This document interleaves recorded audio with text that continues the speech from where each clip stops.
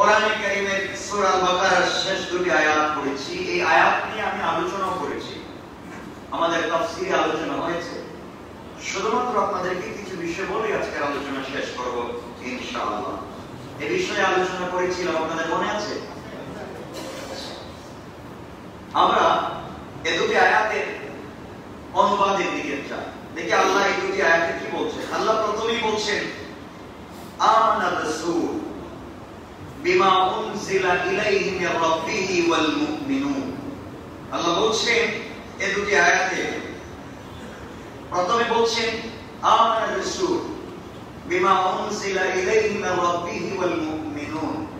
আল্লাহ বলছেন রাসূল বিশ্বাস রাখে ওই সমস্ত বিষয় সম্পর্কে যা তার পালনকর্তার পক্ষ থেকে তার কাছে অবতীর্ণ হয়েছে।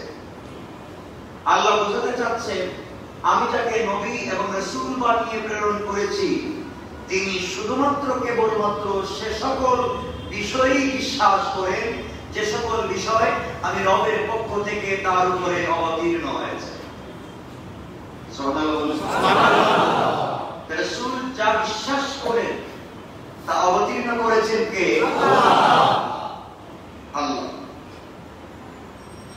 এরপরে আল্লাহ রাব্বুল ইজ্জত ওয়াল জালাল বলছেন এবং ওয়াল মুমিনুন, এবং মুমিনেরাও, মুসলমানরাও, যারা মুসলিম, যারা মুমিন, তারাও বিশ্বাস করে কিসের উপরে? রাসূল যে সমস্ত বিষয়ের উপরে বিশ্বাস করেন, মুমিন মুসলমান যারা তারাও একই বিষয়ের উপরে বিশ্বাস করে। প্রশ্ন জাগে তাহলে একই বিষয়ের উপরে যেহেতু সকলের বিশ্বাস, নবী তো আর মুমিন মুসলমানের বাহিরে কেউ না, মাশাআল্লাহ, হিফাজত করো, তিনি তো মুমিন মুসলিমের ভিতরে। আলাদা করে বলার ব্যাখ্যাটা কি? হাজারাত মুফাসসিরিনে কেরাম তাফসীরের কিতাবে ওয়াল মুমিনুন শব্দ আলাদা এনেছেন, রাসূলের নাম প্রথমে এনেছেন। এর ব্যাখ্যায় আল্লাহ বুঝাতে চাচ্ছেন সবাই বিশ্বাস করে, রাসূলও বিশ্বাস করেন, মুমিনেরাও বিশ্বাস করে, কিন্তু দুজনের বিশ্বাস আকাশ জমিনের বলা। রাসূল যিনি, তিনি যেভাবে বিশ্বাস করেন তার বিশ্বাসে কোনো ভেজাল নাই, নির্ভেজাল বিশ্বাস। তিনি এটা বিশ্বাস করেন যে আল্লাহ যা বলেছেন এখানে কোনো সন্দেহ নাই। আমার জীবন যায় তো যায়, আল্লাহ বলেছেন তা কায়েম করতে হবে। আমি জানি যে আল্লাহ নির্দেশ দিয়েছেন, সে আল্লাহই হেফাজত করবে। কিন্তু আমাদের বিশ্বাস ওই জায়গায় নেই। আমাদের বিশ্বাস হচ্ছে ছাদের উপর থেকে লাফ দিয়ে পড়তেছি, আল্লাহকে বলছে আল্লাহ তুমি দেখো আপনার জন্য ভালো থাকে, এদিকে বলছে ভগবান আমরা একটু খেয়াল রেখে। হচ্ছে আমাদের ইমানের কন্ডিশনের কোয়ালিটি, আমাদের ইমান ওই জায়গা পর্যন্ত পৌঁছে নাই। আল্লাহ আলাদা করে বোঝাতে চাচ্ছেন একজন মুমিন রাসূল এবং পয়গম্বর দিয়ে তার কিছু সঙ্গী এবং সাথী দিয়েছে, মাত্র কয়েক হাজার। তারা গোটা দুনিয়া ইসলাম কায়েম করেছে, মাত্র কয়েক হাজার। আর আজকের পৃথিবীতে মুসলমান হচ্ছে দ্বিতীয় বৃহত্তম ধর্ম, কয়েকশো কোটি। এই মুসলিমের বিশ্বে মুসলমানরাই নির্যাতনের শিকার। এর কারণ তাদের অন্তরে রাসূলের মতো ঈমান নাই।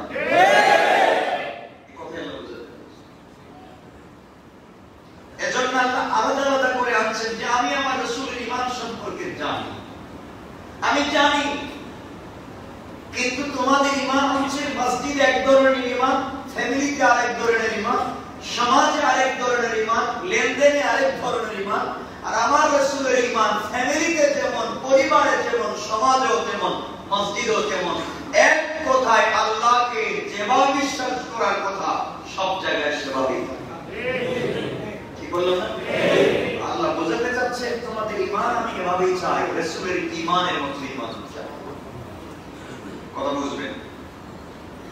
এরপরে আল্লাহ রাব্বুল ইজ্জত ওয়াল জালাল বলছেন, এরপরে আবার বুঝাইয়া দিচ্ছে কুল্লুন আমানা বিল্লাহি ওয়া মালাইকাতিহি ওয়া কুতুবিহি ওয়া রুসুলিহি। আল্লাহ বলছেন সবাই বিশ্বাস রাখে আল্লাহর প্রতি, তার ফেরেশতাদের প্রতি, তার গ্রন্থসমূহের প্রতি, রাসূলিহি এবং পয়গম্বরদের প্রতি। আল্লাহ বলছেন তারা কিসের উপরে? অর্থাৎ আমাদের বিশ্বাস করতে হবে কার উপরে? বলেন না, ফেরেশতার উপরে। এরপরে কার উপরে? কিতাবের উপরে। এরপরে কার উপরে? রাসূল পয়গম্বরদের উপরে।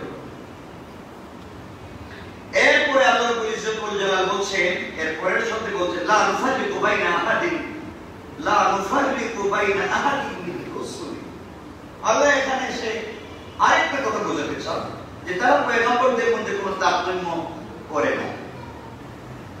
আল্লাহ বলছেন তারা বলে লা নুফাররিকু বাইনা আহাদিন মিন রাসূলি, তারা বলে আমরা তার পয়গম্বরদের মধ্যে কোনো তারতম্য করে না। এই জায়গায় এসে আল্লাহ আমাদের প্রশংসা করলেন।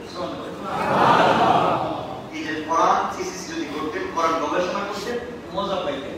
এই শব্দের মাধ্যমে আমি আপনাদেরকে শোনাচ্ছি, আল্লাহ বলছেন লা নুফাররিকু বাইনা আহাদিন মিন রাসূল। এই শব্দের মাধ্যমে আল্লাহ আমাদের প্রশংসা করছেন। আল্লাহ বলছেন তারা পয়গম্বরদের মধ্যে কোন ধরনের পার্থক্য করে না। আল্লাহ বলতে চাচ্ছেন খ্রিস্টানরা ঈসাকে মানে, মুসাকে মানে, অন্য নবীকে মানতে চায় না। ইহুদিরা ঈসা ইসলামকে মানে, অন্য নবীকে মানতে চায় না, সম্মান দিতে চায় না। যেমন ইহুদি খ্রিস্টানরা আমাদের নবীকে মানতে চায় না। কিন্তু আমি যাদের প্রশংসা করছি, মুসলমানেরা আগেকার সকল নবীদেরকে তারা সম্মান করে এবং বিশ্বাস করে। আমরা যারা আছি, আমরা কি মুসাকে মানি না? ঈসাকে মানি না? ইউসা ইবনে নূনকে মানি না? আমরা হযরত ইউসুফকে মানি না? আমরা সকলকে মানি, সকলকে বিশ্বাস করি, যথাযথ মর্যাদা দেই, যেভাবে দিতে রাসূল বলেছে। কিন্তু ইহুদি খ্রিস্টানেরা আমরা তাদের নবীকে মানি, কিন্তু তারা আমাদের নবীকে মানে না। এই জায়গায় এসে আল্লাহ বললেন লা নুফাররিকু বাইনা আহাদিন মির রাসূলি। ওই জায়গায় হচ্ছে তাদের পার্থক্য। তারা কোন নবীর সাথে পার্থক্য করে না। তারা বলে সবাই তো নবী ছিলেন, কেউ রাসূল ছিলেন, আমাদের নবীও নবী, আমাদের নবী রাসূল, কিন্তু তাদের চাইতে আমাদের নবীর মর্যাদা বেশি। এর অর্থ এটা নয় আমরা ঈসা মুসাকে অস্বীকার করি না, কিন্তু ইহুদি খ্রিস্টান এবং তার দালালেরা, তাদের সংঘবদ্ধ দালালেরা এমন দালাল, তারা তাদের নবীকেও তো ঠিক মতো মানে না, আমার বন্ধু মুহাম্মদকেও মানে। ঠিক না? আচ্ছা যাই, আল্লাহ এরপরে বলছেন আমাদের কথাই বলছেন। আমাদের কথা বলতে কি সাহাবায়ে কেরামের কথা বলছেন। এই জায়গায় এই পরের শব্দে আল্লাহ সাহাবায়ে কেরামের কথা বলছেন। কারণ আমরা যদি মনে করেন আপনার ঈমান এমন, তাহলে আপনার নিজের দিলের সাথে মিলে যাবে। যদি মনে করেন আপনার ঈমান ওই জায়গায়, তাহলে আপনাকে আল্লাহ বলছেন। আর না হয় শুধুমাত্র সাহাবায়ে কেরামের কথা বলছেন। এরপরে শব্দে আল্লাহ বলছেন ওয়াকালু সামি'না ওয়া আতা'না, এবং তারা বলে আমরা যা শুনছি তাই মানছি। কোন প্রশ্ন নাই। এই মুখাতাব সাহাবায়ে কেরাম, সাহাবায়ে কেরামকে রাসূল যা বলেছেন তারা তাই মেনেছেন। কোন শব্দে রাসূলকে বলেন না ইয়া রাসূলুল্লাহ ওটা মানি না, আল্লাহ কি বলছেন আমরা বুঝি না, এটা বলেছেন না। তাদের চিন্তায় ধরুক আর নাই ধরুক, বুঝে ধরুক আর নাই ধরুক, তারা বলছেন ওয়াকালু সামি'না, আমরা কান দিয়ে শুনেছি, ওয়া আতা'না, এবং অনুসরণ করে যাচ্ছি, আমরা আর কিছু বুঝি না। কিন্তু আমাদেরকে যদি বলা হয় শুনো, যা বলা হচ্ছে মানো, আমার বুঝে না ধরলে মানি। ঠিক বলো? আমার আগে বুঝে ধরো, আমার বুঝে ধরো, আমার নেতা যেভাবে বলবে সেভাবে, আমার অমুক যেভাবে বলবে সেভাবে, আমার তমুক যেভাবে বলবে সেভাবে, আমি এই কথাগুলো মানতে চাই না। এই জায়গা হচ্ছে আমাদের এবং সাহাবায়ে কেরামের মধ্যে পার্থক্য। তাদের কাছে তাদের নেতা কে ছিলেন? রাসূল। আপনারা আমার নেতা। সাহাবায়ে কেরামের অভিভাবক কে? মুহাম্মদ রাসূলুল্লাহ। আমাদের অভিভাবক কে? সাহাবায়ে কেরাম যদি তাদের অভিভাবককে মানছেন সামি'না ওয়া আতা'না, আপনি আমি মানি না কেন? কথা বলেন। এই জায়গা হচ্ছে আপনার আমার পার্থক্য। এই জায়গা হচ্ছে মায়ের খাওয়ার কারণ। তাদের বিশ্বাস যেমন ছিল, আমাদের বিশ্বাস ওই জায়গায় নাই। আমি আপনাদেরকে ওই জায়গায় নিয়ে যেতে চাই। চক্ষু বন্ধ করে কোন আমার জ্ঞানের ধরুক আর না ধরুক, আমার কমন সেন্স আর জেনারেল নলেজ দুটোটা বুঝুক আর নাই বুঝুক, আল্লাহ বলছেন, রাসূল করতে বলেছেন, আমি তাই না। ঠিক না?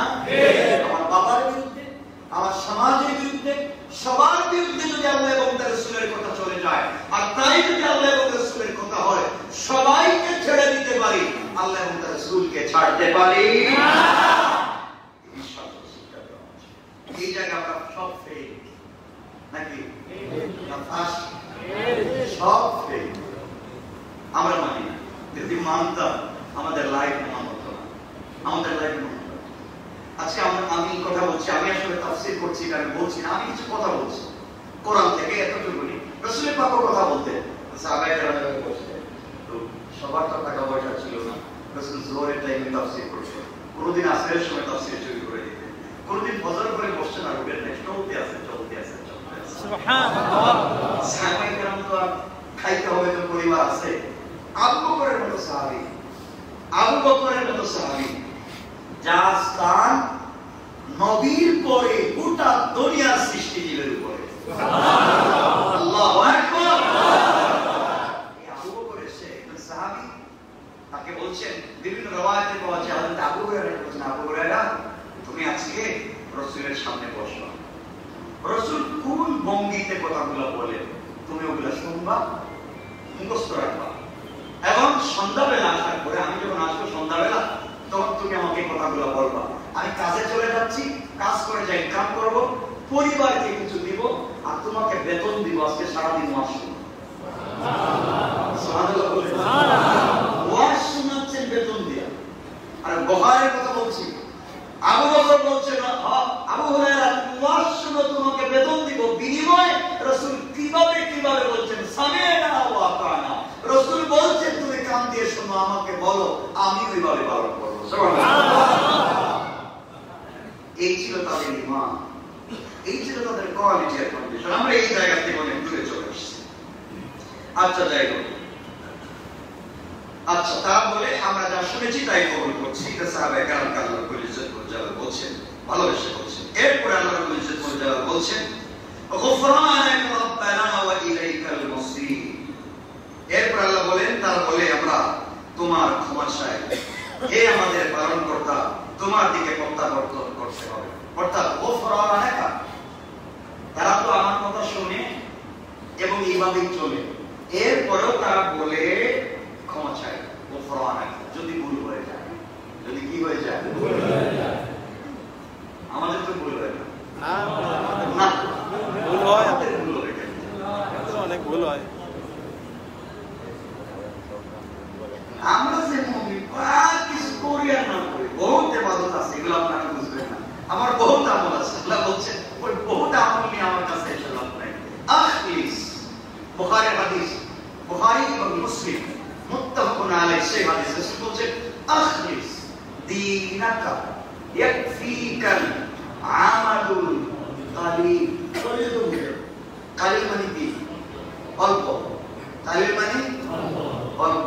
আল্লাহ রাসূল বলেন আখলিস, একবারে নির্ভেজাল, দীনাকা ইয়াকফিকাল, দীনাকা দিন থেকে, ইসলাম থেকে, ইয়াকফি একবারে কাফি, পরিপূর্ণ, কালিল অর্থাৎ নির্ভেজাল ভাবে অল্প আমল নিয়ে আমার কাছে আসো, এটাই তোমার নাজাতের জন্য যথেষ্ট। সুবহানাল্লাহ। কত আমল হচ্ছে? অল্প। অল্প। কি আমল? নির্ভেজাল। ভেজাল না, নির্ভেজাল। নির্ভেজাল অল্প আমলের দরকার। আর ভেজাল, কারণ নির্ভেজাল 10 টাকা 10 টাকায়, আর ভেজাল 100 কোটি টাকা হলে ওইটা কি? তোরা একদিন খাওয়াই লাগবে, যতই 2 নম্বর টাকা বানাও, ধরা খাও। পরিষ্কার? আচ্ছা, এখানে কিছু তাফসীর আলোচনা আছে, আমরা খুব লম্বা করব না, যেহেতু অনেক কথা জমা, সংক্ষেপ করে করে বলে যাব। এরপরে আয়াতটা আল্লাহ বলছেন, লা ইউকাল্লিফুল্লাহু নাফসান, খুব মজা, আপনারা তো পড়েন না, বুঝেন না। এরপরে আয়াতটা আল্লাহ বলছেন, লা ইউকাল্লিফুল্লাহু নাফসান ইল্লা উসআহা। আল্লাহ এখানে এসে একটা প্রশ্নের উত্তর দিচ্ছেন। সুবহানাল্লাহ। আপনারা কি প্রশ্ন করেছেন? আপনারা তো বুঝতেছেন না যে কি প্রশ্ন করব। আমরা তো জানি না যে আসলে আল্লাহ কি আগে বুঝাইছে, এখন আবার উত্তর দিচ্ছেন, কি প্রশ্ন হইল এখানে, আমরা তো জানি না, কারণ কোরআন সব বুঝি না, বুঝি সব ঠিক আছে, পাগলেও বুঝে, খালি এক হালি কলা চারটায় হয়, 3টা দিনেরও বানাইতে পারবে না, ঠিক না? পাগলের 3টা এক হালি কলা দিয়ে কিন্তু আপনার কি সাইজ করতে পারে, বানাইতে পারবে। দেখবেন মাঝে মাঝে কলা বা যে কোনো জিনিস হালি দিয়ে বিক্রি করতেছে, তো আপনাকে দিচ্ছে 4টায় হালি দিচ্ছে, আপনি 20 হালি দিবেন, মাঝে মাঝে 3টা দিয়ে হালি দেয়। তো আপনি বলছেন ভাই আপনি মাঝে মাঝে 3টা দিয়ে হালি দিচ্ছেন, কবে মাথা ঠিক নেই, এজন্য মাঝে মাঝে কমে যায়। কিন্তু বলবেন ভাই একবার তো বেশি দিবেন না, তাহলে মাথা ঠিক নাই আর পুরো ঠিক আছে? পুরো ঠিক আছে, কম দিবে কিন্তু বেশি দিবে না, ঠিক না? এগুলা কি আছে? আছে। আমি অভিজ্ঞতা থেকে বলি একটা কথা, এই জায়গায় যারা বিভিন্ন জায়গায় পোনা বিক্রি করে,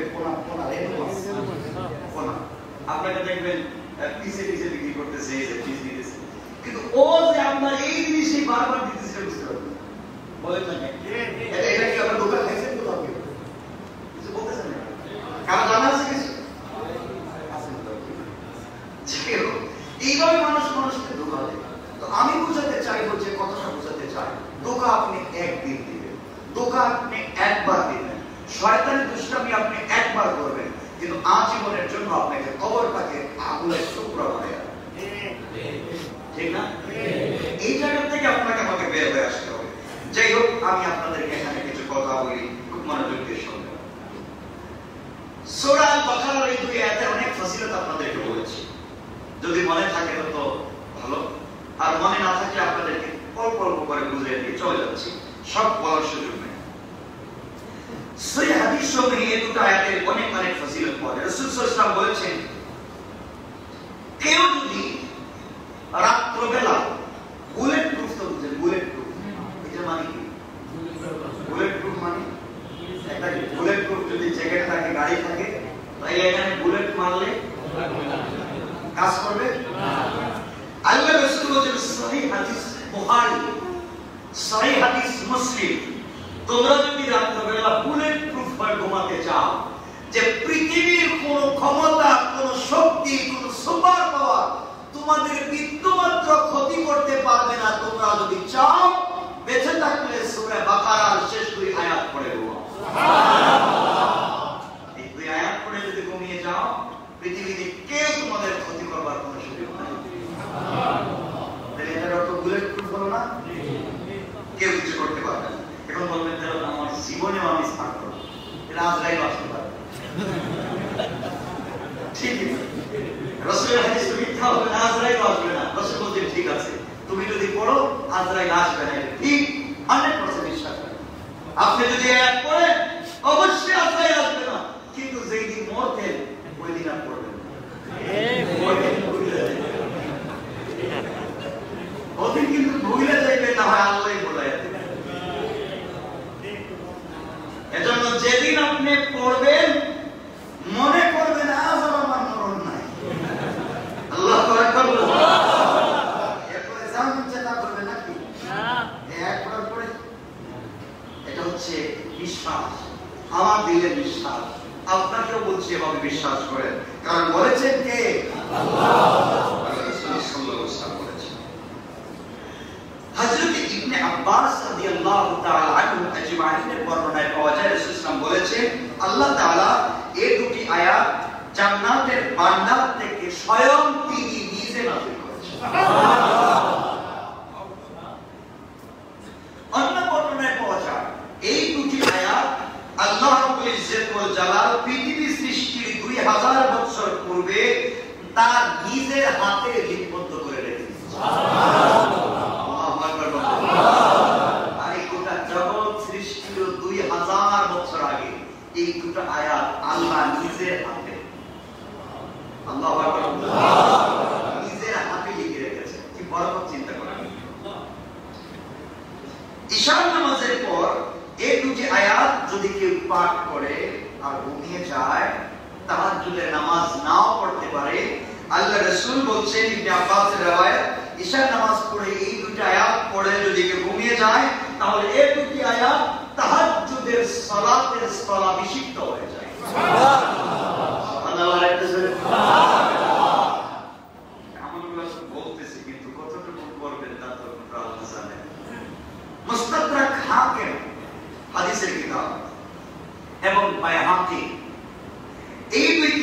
রিওয়ায়াতে রাসূল সাল্লাল্লাহু আলাইহি ওয়াসাল্লাম বলেন আল্লাহ তাআলা এই দুটি আয়াত দ্বারা সূরা বাকারা সমাপ্ত করেছেন এভাবে আরশের নিম্ন স্তর থেকে আল্লাহর আরশে আজিমের নিচের ভাগ থেকে যে জায়গার মধ্যে ভান্ডার রয়েছে রহমতের খাজানা রয়েছে বরকতের এই বাইহাকি এবং মুস্তাদরাক হাকিম বলেন আল্লাহ তার রহমতের ভান্ডার আরশে আজিমের নিচ থেকে এই দুইটা আয়াত আল্লাহ রাসূলকে দান করেছেন সুবহানাল্লাহ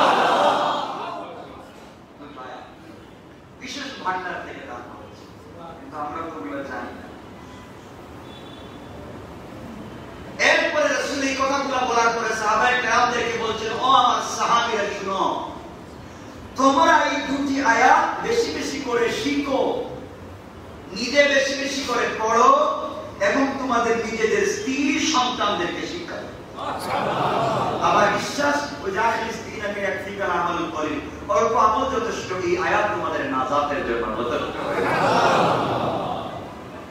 এই কারণে হযরত উমর ফারুক রাদিয়াল্লাহু তাআলা আনহু এবং হযরত আলী কারামাল্লাহু ওয়াজহা তারা দুজন বলে আমাদের মতে যারা সামান্য বুদ্ধিমান সামান্য কি বুদ্ধিমান মানে মোটামুটি পাগল না তাদের কথা হচ্ছে যারা সামান্য বুদ্ধিমান তারা যেন এই দুটি আয়াত পাঠ করা ব্যতীত রাত্রে না ঘুমায় কারণ এই দুটো আয়াত পড়ার মানে হচ্ছে সারা রাত তাহাজ্জুদের সিজদায় পড়ে থাকা সারা রাত আরেকটা বৈশিষ্ট্য আপনাদেরকে বলি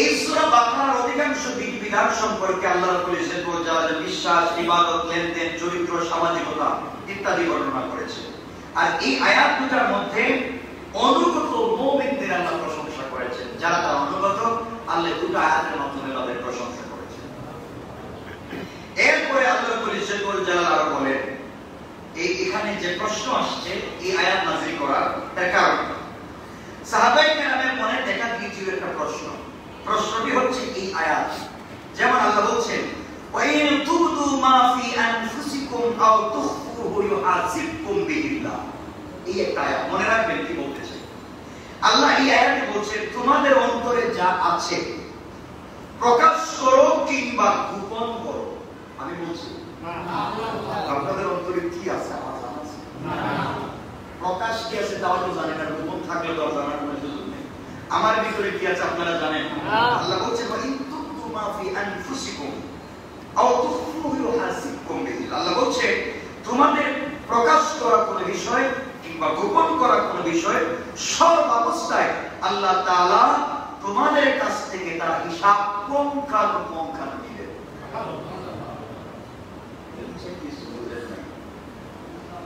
এই আয়াত নাযিল হওয়ার পরে কি হচ্ছে দেখেন এর অর্থ হচ্ছে আপনি অন্তরে কোনো চিন্তা করলেন একটা গুনাহ চিন্তা করলেন কিন্তু গুনাহ করলেন না তার হিসাব দেওয়া হবে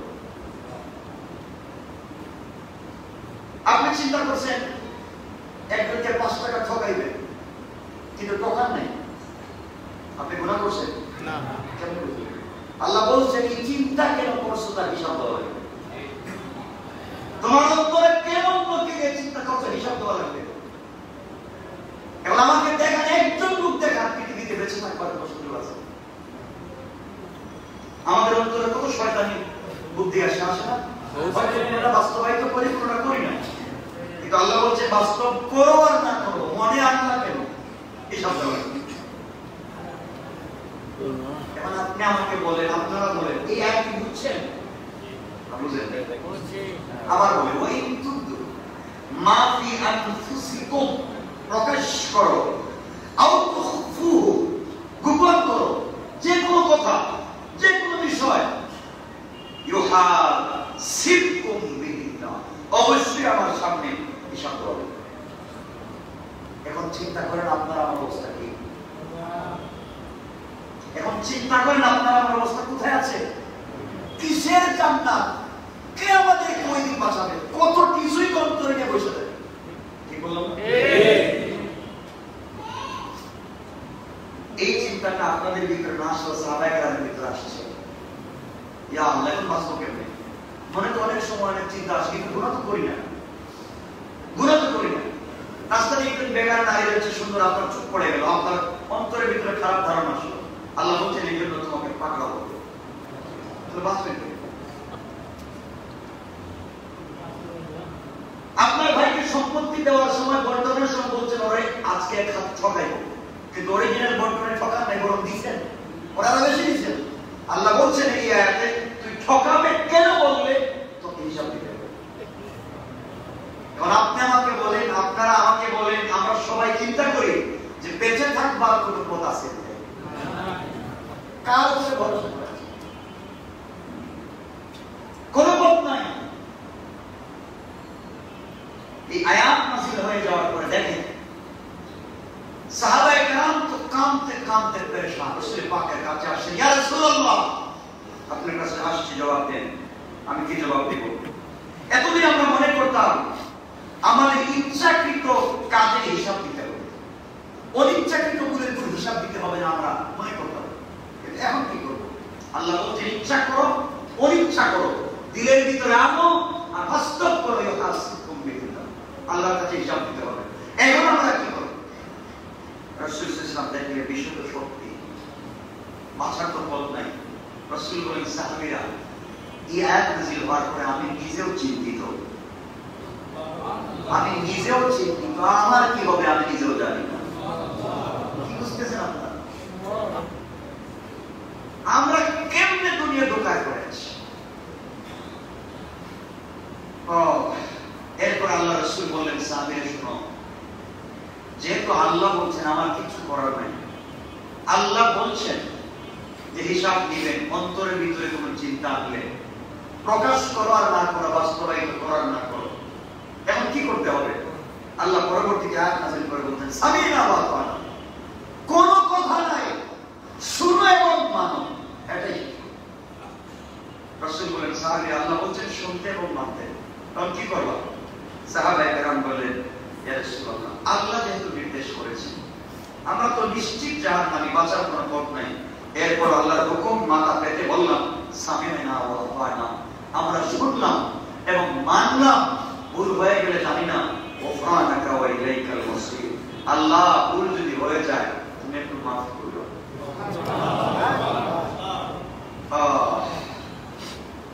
সাহাবায়ে কেরাম বলেন আমরা শুনছি এবং মানছি। রাসূল চিন্তা করলেন ওরা তো বলছে শুনছে এবং মানছে, কিন্তু মানুষ তো অন্তরের ভিতরে ভুল চিন্তা আসবে না?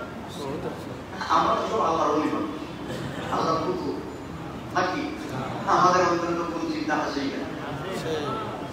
তো চিন্তা করে যেমন আমাদের কি অবস্থা, এই আয়াত নাযিল হলো। এখন সাহাবায়ে কেরাম তো সারাদিন পরামর্শ করেন, একজন আরেকজনের সাথে বসেন, ভাই এখন কি কারো কোনো ধারণা করছে কিনা, কারো কোনো খারাপ চিন্তা করছে কিনা, এখন কি করবো? ইচ্ছা অনিচ্ছা ভুল হয় না? অনিচ্ছা মানুষ মানুষের মারার করে, তখন তো ইচ্ছা অনিচ্ছা সব জবাব দেওয়া। এখন কি করতে হবে? আল্লাহ রাব্বুল ইজ্জত ওয়াল জালাল যে আয়াত এই কথাগুলো বলছেন, এটা কোরআনের কি আয়াত? আল্লাহ রাব্বুল ইজ্জত ওয়াল জালাল বললেন আমানার রাসূলু বিমা উনজিলা ইলাইহি মির রাব্বিহি ওয়াল মুমিনুনা কুল্লুন আমানা বিল্লাহি ওয়া মালাইকাতিহি ওয়া কুতুবিহি ওয়া রুসুলিহি লা নুফাররিকু বাইনা আহাদিন মির রুসুলিহি ওয়া ক্বালু সামি'না ওয়া আতা'না গুফরানাকা রাব্বানা ওয়া ইলাইকাল মাসীর। আল্লাহ রাব্বুল ইজ্জত ওয়াল জালাল বলেন রাসূল পাক যে সমস্ত বিষয়ের প্রতি বিশ্বাস রাখেন, ওই বিষয়ের প্রতি যা তার কাছে প্রভুর পক্ষ থেকে অবতীর্ণ হয়েছে, এই জায়গার মধ্যে আল্লাহ রাব্বুল ইজ্জত ওয়াল জালাল নবীজির নাম নাই আমানার রাসূল বলে, রাসূল এনে আমার নবীর প্রশংসা করলেন। আমার বন্ধুগণ, ওই জায়গায় আল্লাহ অনেকগুলো কথা বলছেন, তার বর্ণনা ভঙ্গিতে বোঝা যায় আল্লাহ রাসূল সাল্লাল্লাহু আলাইহি ওয়াসাল্লামের প্রশংসা করলেন। এরপর আল্লাহ রাব্বুল ইজ্জত ওয়াল জালাল বললেন লা নুফাররিকু বাইনা আহাদিন মির রুসুলি, যারা মুমিন হয়েছে তারা যেমন করে কোন পয়গম্বরদের মধ্যে পার্থক্য করে না, আমি আল্লাহ রাব্বুল ইজ্জত ওয়াল তাদের সম্মান বাড়ায় দিয়েছি ওই কারণে, কারণ তারা বলেছে ক্বালু সামি'না ওয়া আতা'না, আমরা শুনেছি এবং মেনে নিয়েছি। আল্লাহ রাব্বুল ইজ্জত ওয়াল জালাল বলেন, ওগো নবীজি সাহাবীরা পারবে কিনা জানি না, এইগুলো তারা চিন্তা করে নাই। আমরা যে বললাম মানবো, কিন্তু তাদের শরীরে গোলাবে কিনা, তাদের বডিতে গোলাবে কিনা, কোন সময় মাথায় যদি চিন্তা চলে আসে তখন কি করবে চিন্তা করে নাই। আমি বলেছি তারা যেহেতু মেনে নিয়েছে, আমি আল্লাহ খুশি হইয়া তাদের ব্যাপারে আপনার কাছে ফয়সালা পাঠাচ্ছি। কোন সুবহানাল্লাহ। দেখেন কি ফয়সালা দিচ্ছে, চিন্তা করেন। আমরা তো এগুলো তো নাই, সাহাবায়ে কেরাম যদি না করতেন। তো আমি বলছি, আমি কোরআনের আয়াত তাফসীরে একজন পৃথিবীতে নাই জান্নাতে যাওয়া, যদি আয়াত ওই জায়গায় থেকে যায়। আল্লাহ রাব্বুল ইজ্জত ওয়াল জালাল বললেন, এই জায়গায় ইনশাআল্লাহ বললেন উম্মতের মুমিনগণ পূর্ববর্তী উম্মত সমূহের মতো আল্লাহ তাআলার পয়গম্বরদের মতবিরোধ করবে না। এই জায়গার মধ্যে আমি আল্লাহ খুশি। ইহুদিরা হযরত মুসা আলাইহিস সালামকে এবং খ্রিস্টানরা হযরত ঈসা আলাইহিস সালামকে পয়গম্বর মানে, কিন্তু তারা শেষ নবীকে পয়গম্বর মানে না। এই জায়গায় এসে আপনার উম্মত আলাদা হয়ে গিয়েছে, তারা তো সবাইকে পয়গম্বর মানে। আর আপনার সামনে সাহাবায়ে কেরাম যখন বলেছেন সামি'না ওয়া আতা'না, আমি আল্লাহ খুশি হয়ে গেছি। ওগো পয়গম্বর তোমাকে জানিয়ে দিচ্ছি, কিছু করার ভিতরে সাহাবীদের কথার উপরে আমি আল্লাহ এত খুশি হয়ে গেলাম, তাদের ব্যাপারে উত্তম ফয়সালা আমি পাঠাইয়া দিতেছি।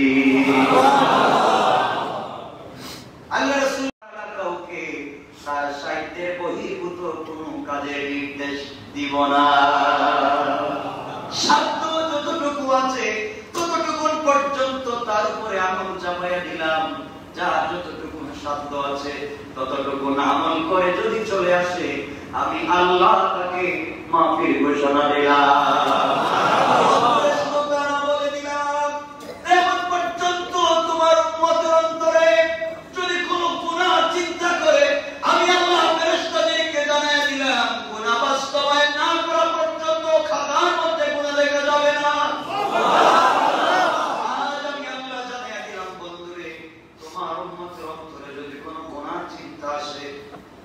চিন্তা আসলে তো আমি আল্লাহ পাকড়াও করব না। এমনকি জানাইয়া দিলাম যে আমার পর্যন্ত গুনার চিন্তা করছে কিন্তু গুনাহ করে নাই, তার আমলনামায় গুনাহ লেখা যাবে না। আমার নবী হাওয়া করে কাঁদতেছেন। আল্লাহ বলছেন বন্ধুরে কান্না করবেন না, মাথা উঠান, আরো পুরস্কার আছে। আল্লাহু আকবার। আরো পুরস্কার দিতে চাই, আপনি শুনে আমি আল্লাহ খুশি হয় আপনাকে কি দিতে চাই। বিশ্বনবী মাথা উঠালেন, আল্লাহ বললেন বন্ধুরে আমি আল্লাহ জানাই দিলাম তোমার কোন উম্মত যদি গুনাহ চিন্তা করে, ফেরেশতাদেরকে বলেছি ফেরেশতারা গুনাহ চিন্তা করেছে, গুনাহ করে নাই, আমলনামার ভিতরে গুনাহ লেখা না, শুনে কথা বলে শেষ করি নাই। পয়গম্বর আরবি পক্ষান্তরে আপনার কোন উম্মত যদি নেক আমলের চিন্তা করে, নেক আমল যদি করে না, আমি আল্লাহ জানাইয়া দিয়েছি নেক আমলের চিন্তার সাথে সাথে তার আমলনামায় যেন একটা নেকি লিখে দেওয়া। পয়গম্বর আরবি ওই জায়গা থেকে যায় নাই, আমি আল্লাহ জানিয়ে দিয়েছি বন্ধুরে। আর যদি ফেরেশতাদেরকে বলে দিয়েছি সেই বলা নেক আমলের চিন্তা করবার পরে নেক আমলটা যদি করে ফেলে, সাথে সাথে তার আমলনামায় কমপক্ষে 10টা নেকি লিখে দেবা।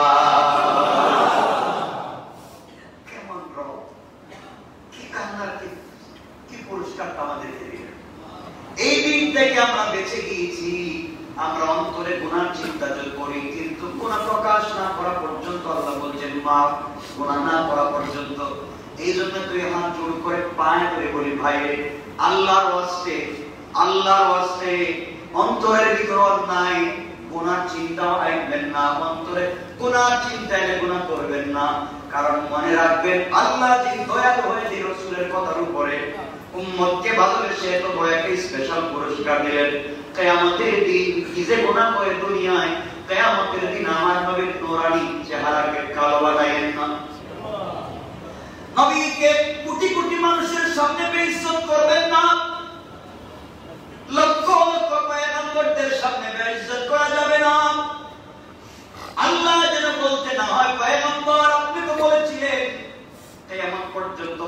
ফয়সালা করার জন্য করেছি ঠিকই, কিন্তু আপনার উম্মত কি ফয়সালা মানছে? দেখেন ওরা তো সুযোগ পেয়ে গুনাহ শুধু অন্তরে রাখে নাই, বাস্তবায়ন পর্যন্ত করেছে। এই জন্য আল্লাহর কাছে চাইবো, আয় আল্লাহ তাআলা তুমি আমাদের অন্তর থেকে সকল গুনাহ চিন্তাটাকে দূর করে দাও। আমিন। জোরে বলেন আমিন। আমিন। পারবো না ইনশাআল্লাহ? ইনশাআল্লাহ। কষ্ট হচ্ছে না তো? না। অনেক অনেক লম্বা কথা। আল্লাহ রাব্বুল ইজ্জতুল জালাল ওই আয়াতের ভিতরে বলতে লাগলেন, আল্লাহ কাউকে তার সাধ্যতি কোন কাজে বাদ দেন না, সে তাই পায় সে যে উপার্জন করে এবং তাই তার উপরে বর্তায় যা সে করে। আল্লাহ বোঝাতে চাইলেন সে যা করবে, যা বাস্তবায়ন করবে তাই পুরস্কার পাবে। সে যদি গুনাহ না করে তার কোনো গুনাহ লেখা হবে না। কোন সুবহানাল্লাহ। এই কথা আল্লাহ এরপরে বলেন, আল্লাহ নিজে বলছে, বলো রব্বানা লা তুআখিযনা ইন নাসিনা আও আখতানা। আল্লাহ বলছেন তোমরা বলো, হে আমাদের পালনকর্তা, যদি আমরা ভুলে যাই কিংবা ভুল করি তবে আমাদের কাউকে তুমি অপরাধী বানাইও না। আল্লাহ বললেন, গোলাম রে, তুই যদি জিনিসটা দেয়া দোয়া বানায়া ফেলিস আর সারাদিন দোয়া করিস না, মাঝে দোয়া করিস, আমি আল্লাহর কথা দিলাম অবশ্যই অবশ্যই তোকে আল্লাহ দোয়া দোয়া বলে দিলেন। এই দোয়া তোমরা করো সব সময়। আল্লাহ জানায় দিলেন, রব্বানা লা তুআখিযনা ইন নাসিনা আও আখতানা। আল্লাহ জানায় দিলেন এমন করে তুমি দোয়া করো যে যদি আমরা ভুলে যাই, যদি আমরা ভুলে যাই অথবা ভুল করি তবে আমাদেরকে অপরাধী বানাইও না। আল্লাহ বললেন কথা দিলাম বানাবো না। এরপরে আরো দোয়া শিখাই দিলেন, বললেন দোয়া কর। আল্লাহ রাব্বুল ইজ্জতুল জালালের পরে বললেন, রব্বানা ওয়ালা তাহমিল আলাইনা ইসরান কামা হামালতাহু আলাল্লাযীনা মিন ক্বাবলিনা। আল্লাহ বলেন, বলো হে আমাদের পালন করতাম এবং আমাদের উপরে এমন দায়িত্ব তুমি অর্পণ করো না যেমন আমাদের পূর্ববর্তীদের উপরে তুমি অর্পণ করেছো। কি সুন্দর করে আল্লাহ দোয়া শিক্ষা দিয়ে আমার নবীকে বলছেন, বন্ধুরে আমি শুধু তোমার উম্মতগুলোকে maaf করে নেই, তাদেরকে এমন দোয়া শিক্ষা দিয়েছি যে দোয়া তারা যদি করতে থাকে আমি আল্লাহ দিল করে যাবে, তাদেরকে সাথে সাথে মাফের ওয়াদা দিয়ে দিলাম। আল্লাহ আমাদের উপরে তুমি এমন দায়িত্ব দিও না যে দায়িত্ব দিলে আমরা আদায় করতে পারবো না, এমন কোন জিনিস দিও না যেটা আমরা পারবো না। এই কথা বলে আমরা বলছি পূর্ববর্তীদের উপরে যেমন দিয়েছিলেন, যেমন মুসা ঈসা ইসলামের জামানায় কি ছিল বলতে পারবেন? কেউ যদি গুনাহ করতো তাই নাপাক কোনো কাপড়ে লেগে যেত, তাহলে কি করা হতো? কাপড় কেটে ফেলে দিতে হতো, তোমার পরে কাপড় পরিষ্কার হতো না। আল্লাহ দোয়া শিক্ষা দিয়েছেন, বলো আমি আল্লাহর কাছে বলো যে পূর্ববর্তীদের উপরে যা তুমি অর্পণ করেছিল আমাদের উপরে দিও না, আমরা পারবো না। সুবহানাল্লাহ। আল্লাহ বলেন মেনে নিলাম। আগের উম্মতের উপরে ছিল কেউ কেউ যদি কাপড়ে কোনো ময়লা লাগছে তা আমাদের কি হয়? ময়লা লাগে ধুলে পরিষ্কার হয় না, পাক হয় না। তো আগেকার সমাজের উম্মতের ধুলে পাক হতো না, যেখানে না পাক কাইটে ফেলাই দিত, তাহলে তো আপনার পাঞ্জাবি থাকতো খাটতে খাটতে লুঙ্গি শেষ। কি অবস্থা হতো চিন্তা করতেছে। আল্লাহু আকবার বললেন না? দিল খুলে একবার বলেন আল্লাহু আকবার। কেমন আল্লাহ বাঁচায় দিয়েছে, কি সহজ একটা দিল দিয়েছে যে দইলে পরিষ্কার। আগে কারণ মধ্যে আরেকটা বিষয় ছিল, কেউ যদি গুনাহ করতো রাত্রবেলা, আমরা তো গুনাহ করে ফেরেশতা হয়ে যাই, আল্লাহর কুতুব কেউ বুঝতে পারে না। আর আগে যদি কেউ গুনাহ করতো সাথে সাথে ফজরের আগে তার ঘরের দরজায় লিখে দেওয়া, কে কোন গুনাহ করছেন সকালে পাবলিক দেখতে পাইতো। দোয়া আল্লাহ শিখিয়ে দিয়েছেন, উম্মত ও গোলাম দোয়া করো, আল্লাহ পূর্ববর্তীদের উপরে তুমি যা দিয়েছিলে আমাদের উপরে তা দিও না, আমরা পারবো না, আমরা শেষ হয়েছি, হার্ট অ্যাটাক করবো। আল্লাহ বলতেন, যা গুনাহ কর, আমার সাত্তার নামের খাতিরে গোপন রাখলাম, লেখা দিলাম না। করতে হচ্ছে একটাই গোলাম, যখন অনুশোচনায় বুকে ক্ষমা চা, ক্ষমা করার ওয়াদা দিল। যদি আজও লেখা দিতে কি মনে করে কুতুব খুঁজে পাইতেন না, কুতুব আর পাইতেন না। চিন্তা করতেছে মানুষ কত কষ্টে ছিল, কেমন দিন কাটাইছে, কিছু করছে তো বিপদে পড়ে গেছে। আপনার রাস্তায় চলার পথে কাঁচে চোখের দিকে তাকাইছে, সকালে দেখতেন দরজায় লেখা, আপনি কিন্তু কি রাস্তায় কি করছেন, কি বিপদ ছিল চিন্তা করে আল্লাহ আমাদেরকে হেফাজত করেছে।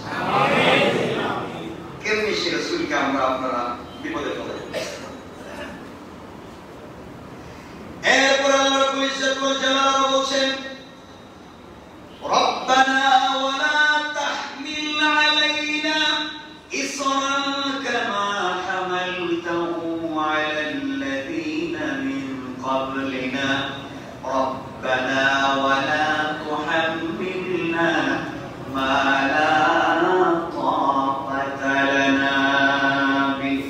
আল্লাহ রাব্বুল ইজ্জত ওয়াল জালাল শিখায় দিলেন, গোলাম দোয়া কর, আয় আল্লাহ তাআলা আমাদের দ্বারা ওই বোঝা বহন করাইও না যা বহন করার শক্তি আমাদের নাই। এর অর্থ হলো আল্লাহ এমন কোন আমল করতে আমাদেরকে বলিও না যে আমল করার শক্তি আমাদের নাই।